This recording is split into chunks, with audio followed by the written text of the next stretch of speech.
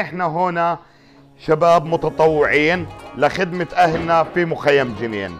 احنا عملنا هاي المبادرة اتقية نيسان، وهي مش بس هاي السنة. طبعا بلشناها ب 200 وجبة، طبعا الموسم اللي فات كانت 800 وجبة. حاليا احنا بنقدم للناس تقريبا ما بين 1250 وال 1300 وجبة.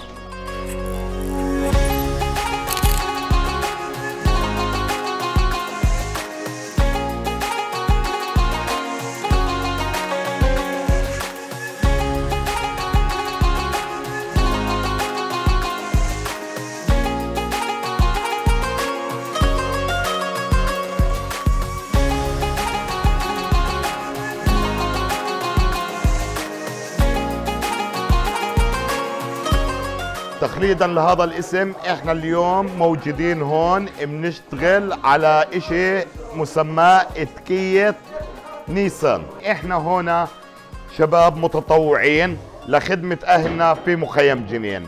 احنا عملنا هاي المبادرة اتقية نيسان، وهي مش بس هاي السنة، يعني السنة والسنة اللي مركت واللي مركت دايما مستمرين فيها.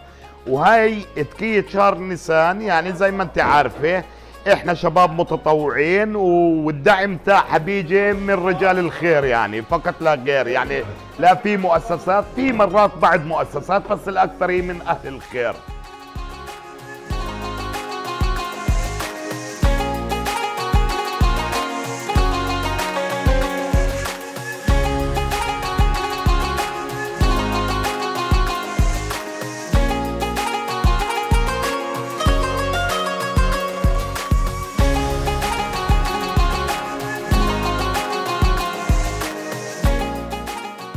طبعا اتقية نيسان واقعة على أرض مخيم جنين.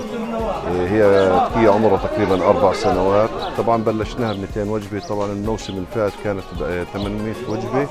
حاليا احنا بنقدم للناس تقريبا ما بين 1250 وال 1300 وجبة. كثير شهداء يعني، من بينهم الشهيد ايهم العامر، الشهيد حمودي عزمي حسينية، بعض الاشبال اللي بقوا موجودين. طبعا في منهم هسه موجودين في الاسر وفي الاعتقال، في منهم حاليا مصابين، نتمنى لهم الشفاء العاجل. ودائما كل الرحمه مره ثانيه لشهدنا، وان شاء الله ربنا يفك كيد اصلنا ان شاء الله. انا اليوم شارك في اتقية نيسان للطعام للفقراء وللمحتاجين. اخوي ايهم كان مشارك فيه الله يرحمه، انا اليوم شارك بداله. أنا عاملين فريق إحنا الأطفال مخيم جنين مع بنت الشهيد وئام الحريري جودي، مع أخو الشهيدة سدية النغنغية اسمه أحمد. قاعدين بتطوع قراءة نيسان، اتقية نيسان، بساعدهم عشان الله يعطيني أجر. أول شيء بنساوي بالعلب، بنسكر اللي بعبوا وبنساعدهم.